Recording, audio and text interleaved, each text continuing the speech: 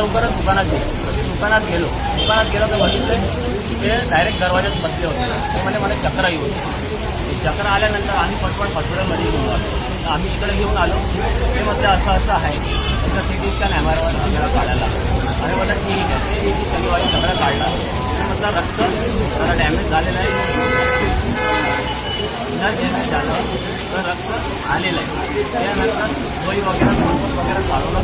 त्याच्यानंतर टेबल झाल्यानंतर 2 दिवसानंतर परत MRI आणि सिटी स्कॅन काढलं. त्याच्यानंतर सांगितलं की जेवढा रक्त तेवढाच आहे, वाढला नाही. तुमचं की ऑपरेशन करायचं तर तेही नाही करायचं आहे आणि तुमचा 60,000चा इंजेक्शन होता तेही नाही लागणार असं जर सांगितलं. म्हणजे ठीक आहे. बोले गोळ्या आणि इंजेक्शन आणि गोळी पकडून सगळं तुमचं टेबल होते. शनिवारी आपल्याला आज शनिवार आहे. आज पण चालले. कितना दिन पहले एडमिट किया था? कितना दिन आणि 5 दिवस ठेवला आयसीयूमध्ये काढला. गुरुवारी दुपारी 12 वाजता जनरलमध्ये टाकलं. तिकडं सगळं नॉर्मल.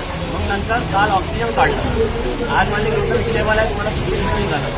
आज आम्हाला सुट्टी 1-2 वाजता म्हटलं ते 5-6 वाजता सुट्टी दिली. पैसे वगैरे सगळे घेऊन सगळे ते गेले आणि तिने घेऊन गेले. विचारलं काय चारायचं काय नाही ते सांगून द्या. म्हटलं की नवापाडी देऊ नका, चाय जास्त गोड देऊ नका. सगळं मी तसंच करतो. 7 दिवस मीच थांबलं इकडं सगळं.